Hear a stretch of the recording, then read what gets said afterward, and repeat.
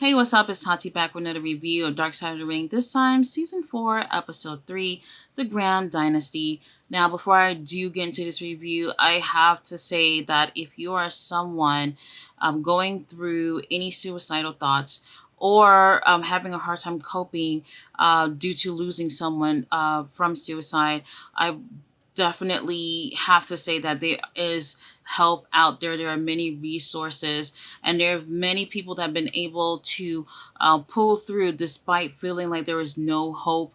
Many people that you see every day have gone through things like this, and they've been able to pull through. Mental health is definitely important, just as important as taking care of yourself physically. And if you do need help, there are plenty of resources out there to help get through your dark times. Now, with that being said, we're going to be talking about several suicides in this episode. So let's get straight into this review. So this episode featured Eddie Graham's life. Now, they do go into details about CWF and their accomplishments. I'm not going to go into that because we did have an episode about CWF during Tales from the Territories. That is episode 4. You can either watch my review on that, or you can find the episode so you can get a little bit more details about CWF accomplishments and what it was like being part of that promotion. However, the difference with this compared to that episode is that we got to hear a little bit of more of a backstory of Eddie Graham's professional wrestling career. Now, Eddie Graham, his last name isn't actually Graham, it is Gossick, and he ends up getting his name from another legendary wrestler named Dr. Jerry Graham. Now, everyone would tell Eddie that he looks so much like Jerry, and then at some point he actually ends up becoming a tag team with Dr. Jerry Graham, and he ended up adopting the name. So, during these times, people will just look at you and just think that you're brothers. If y'all look alike and you can get away with it, everyone's going to end up thinking that you're actually related. So they spent 2 years as a tag team starting in 1958. Now, they were selling out Madison Square Garden, and Jim Cornette, who says that they were making 6 figures during this time. So that would equal around $1 million now in 2023. And I have to say, I'm not a fan of Jim Cornette. However, when this man talks about the history of professional wrestling, I feel like I can just sit there and listen to him all day, all night. He knows exactly what he's talking about, and he's a great person to have, especially on a show like this, because he knows exactly all the details. He's all in everything. So I really enjoy the fact that they have him in these episodes. But there was an issue here with Dr. Jerry Graham. So the issue here was that even though he was great in the ring and he was being successful with Eddie as a tag team, he had his demons outside the ring, especially when it came to alcohol. He was an alcoholic, and because of that, he was constantly getting into trouble, and he was known for lighting his cigars with using $100 bills. So he would light the $100 bills on fire, and then he would use that to light up his cigars. He would get into trouble with the wrong people, and Eddie was just tired of this shit. He's like, you know what? I don't want to have anything to do with this. So by 1960, he actually took his family from New York, where he knew guaranteed that he was going to get some really good money, and decided that they was going to go to Florida and that they was going to have to make it somehow in CWF. He knew he was over in Madison Square Garden, and if he's over there, he can go anywhere and make a big name for himself. So Eddie went on to Florida and became not only one of their most popular wrestlers, but he also, within less than a year, became one of the owners of CWF as well. And with him being there, he took the territory to new heights.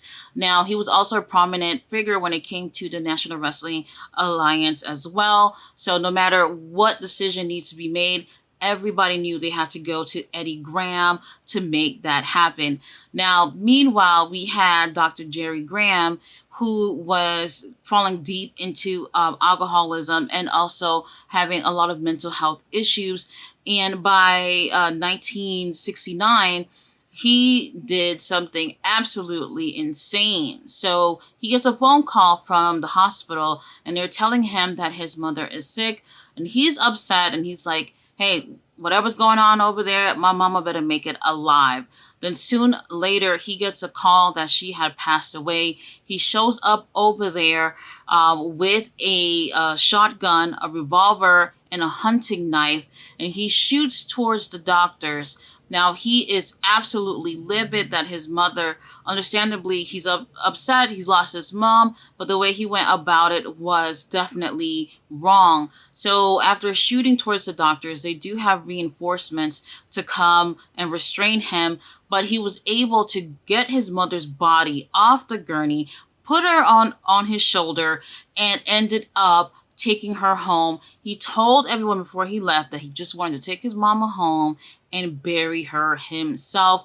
Now, the episode does not go into details about what happened after that, but what ended up happening, I had to do a little research, is that from that incident, he ended up being in a mental institution for quite some time because of it. So nothing that I see here where it was like he had to go to jail or whatever. I guess they took his mental health into consideration with putting him into an institution.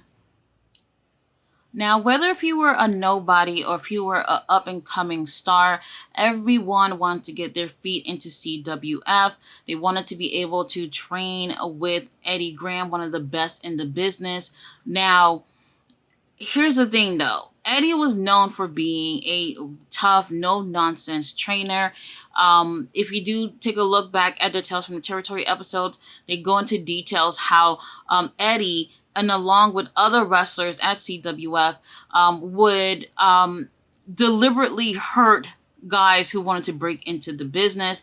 One of those guys definitely being Hulk Hogan, ended up breaking his foot, going over there to train. That's another story. But here we have Kelvin Sullivan, who is part of this episode, and he talks about how oftentimes he would have to train some of these new guys to come in, and Eddie Graham will tell him, if you don't make this guy bleed, if you don't break this guy's bones up in here and make sure that he don't come back here to want to be a wrestler, then you are fired. So he would threaten not just Kevin Sullivan, but other wrestlers as well.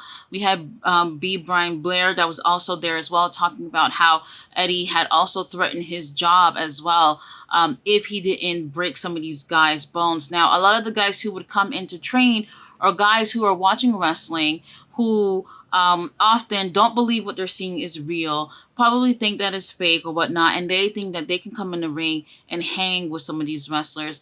And that is something that Eddie Graham did not appreciate at all. So sometimes in those situations, he would have other wrestlers go in there and deliberately make them not want to step in the ring ever again.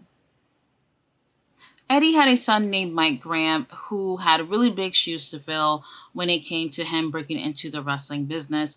Now, he did start off as a wrestler.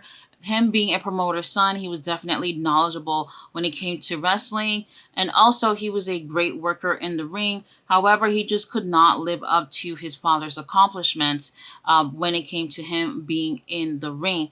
Now, in the 80s, Mike did help his father manage CWF, and this is around the time when there was as big as ever, when they had Dusty Rhodes being one of the top guys in CWF, amongst a lot of other big names.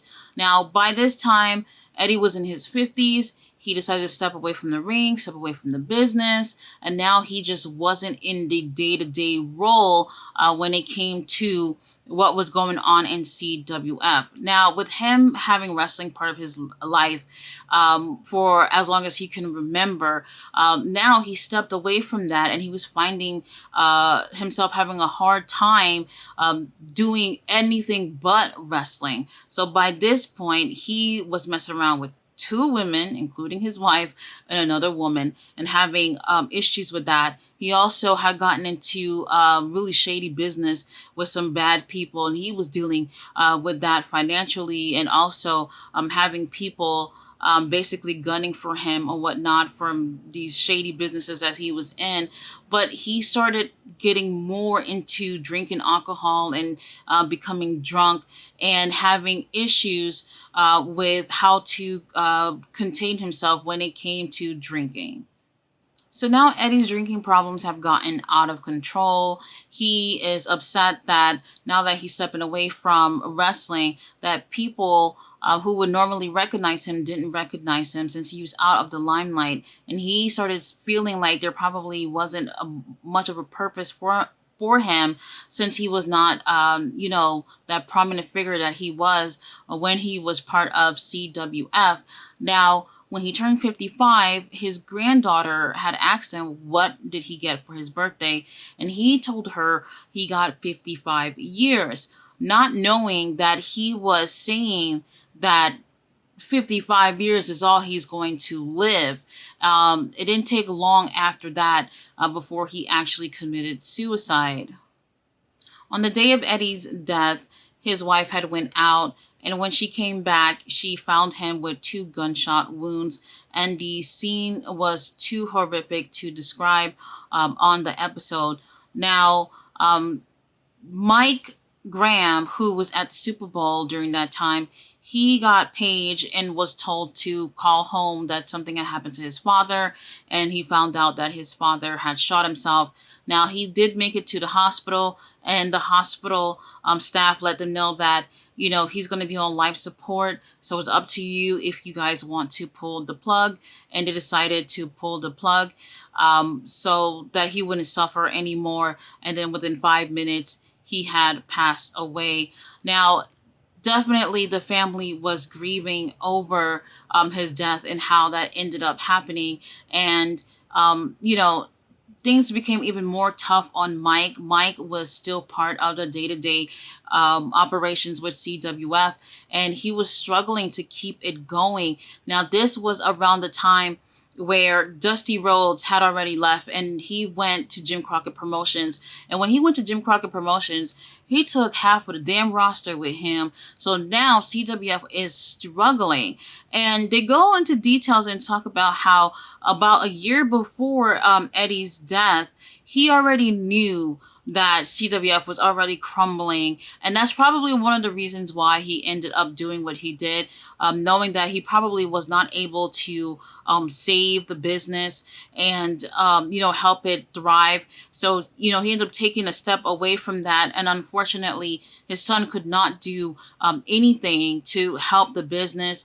Now, they did try to bring Eddie Graham's death into like a storyline or whatnot, thinking that maybe it will help get over with the fans, but they had already lost a majority of their viewership, and then the ones that stuck around was just not feeling the storyline with them adding in Eddie's death. And then by 1987, CWF was just gone. Soon later, Mike Graham was signed to WCW. However, he never truly got over there. Now, the issue was that wrestling had changed by then. He was in his 40s already, and it just wasn't the same. However, he did go on to have a successful career with boat racing. So he was able to do that on his own and also with his son. Now, him and his son, they were, I guess you could say, pretty close. And what ended up happening is his son ends up taking his own life as well as Eddie. So what happened was, for quite some time, no one from the family was able to get a hold of his son, Steven.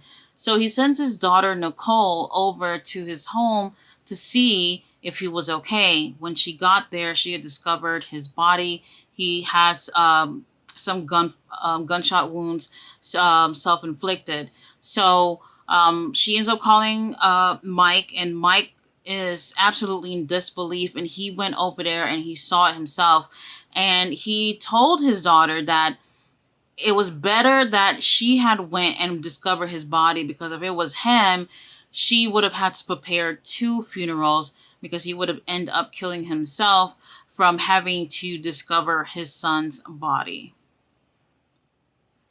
After Stephen Graham's death, people were worried about his sister's state of mind. But his sister was more concerned about Mike Graham's state of mind, hoping that he would not end up following in his father and his son footsteps. So she brought her daughter over to him one day and sort of made him promise that he would not end up doing the same. And he basically gave his word that he would not end up committing suicide. Unfortunately, less than 2 years later, he ends up committing suicide. Now, a few days before this, he did call Kevin Sullivan and told him that he loved him. And Kevin kind of didn't think anything much of it. And a few days later, he ended up taking his life. Now, while his wife had left, she went to go spend some time with friends. And as she's coming through the door, she heard a gunshot go off. She goes into the room and she discovers his body lifeless. He is wearing his son's boots. So his son used to have these boots and he had kept them and he wore them prior to taking his life. Now, the whole family is devastated about him taking his life. The wrestling community, obviously, as well. No one suspected that it would go on like this, where they would have 3 generations end up committing suicide. Now, they also say something that's really surprising to me, that within this family, that it wasn't 3 generations of men committing suicides. It was actually 4. Prior to Eddie Graham committing suicide, Eddie Graham's father and brother also committed suicide as well. They don't go into the details about that, but I found that to be very alarming, how it just seems like everyone is hurt about their family member committing suicide and somehow end up doing the same thing that hurt them. And now those acts of suicide are hurting other family members and friends as well. Very difficult topic to talk about. It's really tough to see what this family had went through. We do have interviewed for the show Nicole, who is Mike Graham's daughter. She's talking about, the family, and she's showing pictures at the end of this episode. And she also mentions that, she dealt with having mental struggles because of the things that happened in her family. And now she is working part of the crisis center of Tampa Bay, where there are other people who are going through these things, and they find resources for other people to help them through their mental struggles. So she's doing that in honor of her family, which I do think is really, really beautiful. Now, this was a really great episode. Sometimes I do wish they can go a little bit into more details about certain things. These episodes can really be at least, hour and a half, maybe even 2 episodes for some of these topics. And sometimes if they were to, give that extra time, they can elaborate on some things that they mentioned. I would have loved to hear more about what happened with Eddie Graham's father and brother as well. And also wanted to hear a little bit more about his wrestling career. But this was a really great episode and I truly enjoyed it. If you didn't see it, go check it out. All the episodes are pretty good. I really love Jim Cornette in this episode. Like I said, I'm not too much of a fan of his, but when it comes to him talking about professional wrestling, you can feel the love and enthusiasm, and I absolutely love it. Guys, thanks so much for watching my review. I will be back tomorrow with Dynamite. Bye.